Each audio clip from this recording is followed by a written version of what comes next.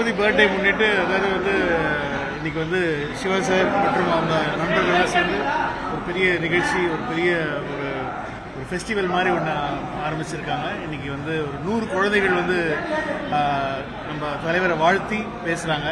ஒரு பேச்சு போட்டி மாதிரி ஒரு ரொம்ப நல்லா இருந்துச்சு. மினிஸ்டர்ஸ்லாம் வந்திருந்தாங்க. ரொம்ப எனக்கு எப்படி இந்த மாதிரி ஒரு அரசியல் நிகழ்ச்சி தான் ஃபர்ஸ்ட் டைம். நான் லாஸ்ட் இயர் அவரோட பர்த்டே அவர் கூட இருந்தோம். இந்த வாட்டி வந்து தமிழ்நாடு ஃபுல்லாகவே அவரோட பர்த்டே. நீங்கள் தான் சிஎம் 2026 போட்டீங்க முதல்ல காரத்தோடு. ஆமாம், அது ரொம்ப ரொம்ப சந்தோஷமாக கடவுள் ஆசீர்வாதத்தில் எல்லாம் நல்லபடியாக நடந்துச்சு. ஸோ உங்கள் மூலமாக வந்து தளபதிக்கு வந்து பிறந்தநாள் வாழ்த்துக்கள். நீங்கள் சிஎம் பார்த்தீங்கன்னா சார், நீங்கள் லாஸ்ட் இயர் பண்ணும்போது நீங்கள் வந்து அந்த 2026 போட்டிருந்தீங்க.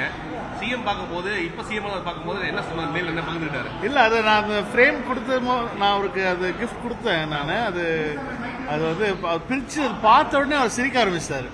உன்னால் மட்டும்தாண்டா இதை ஃப்ரேம் பண்ணணும்னு தோண முடியுது அப்படின்னு சொல்லி சிரிச்சாரு. ரொம்ப என்ஜாய் பண்ணார். அதை பார்த்துட்டு நிஜமா ரொம்ப ஹாப்பியாக இருந்தது. ஒரு உண்மையாக மேனிஃபெஸ்ட் பண்ணால் அது எல்லாமே நடக்கும் அப்படிங்கிறது.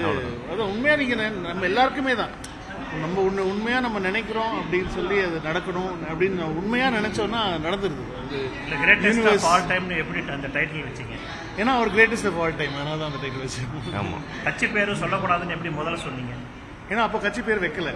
நான் அந்த சீன் எடுக்கும் போது கட்சி பேர் வைக்கல. அதனால வந்து அந்த சீனில் வந்து நாங்கள் அப்படி டைலாக மாற்றி பேசிட்டோம். ஸோ உங்களோட தான் எல்லாமே வந்து ஃபர்ஸ்ட் பிளெஸ்ஸிங்ஸ்லாம் கிடையாது, ஆசை. ஒரு ஆசை. அது கரெக்டாக வந்து நடந்தது. ஸோ அதனால தான் எல்லாரோட ஆசையாக அது நிறைவேறிடுச்சு. So thank you very much. Thank you. நன்றி. தேங்க்யூ.